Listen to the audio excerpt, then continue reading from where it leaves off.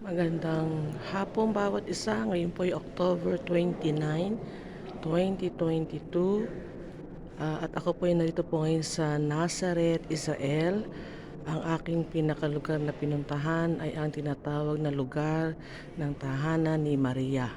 Ito po ay isang historical site na kung saan dito po natin makikita yung literal na naging tahanan ni Maria, ni Birheng Maria. So halika po't ating tignan. Ngayon po ay Friday kaya meron pong ipinagdarao sa araw na ito. Ito po ang ilang mga turista. So nangyari po, niligyan nila ng isang struktura at nasa loob ng strukturang ito ay ang tahanan ni Maria. At ako po ay with my husband Pasolay privileged to be here in Nazareth, Israel. At ngayon po tignan natin yung sinasabing historical na lugar na naging tahanan ni Birheng Maria.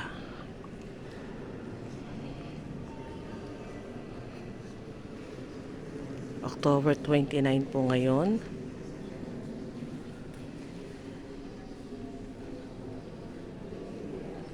(2022) Friday.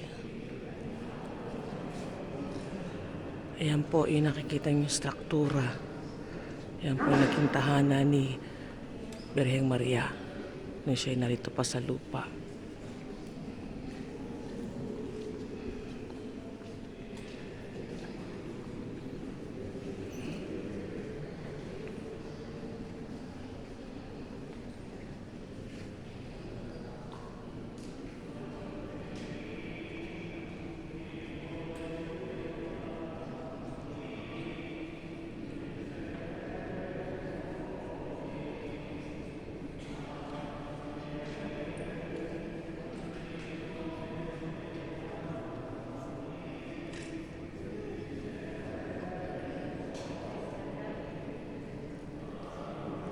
So inilagay po nila sa loob ng struktura ang naging tahanan noon ni Maria. Dito po yan sa Nazareth, Israel.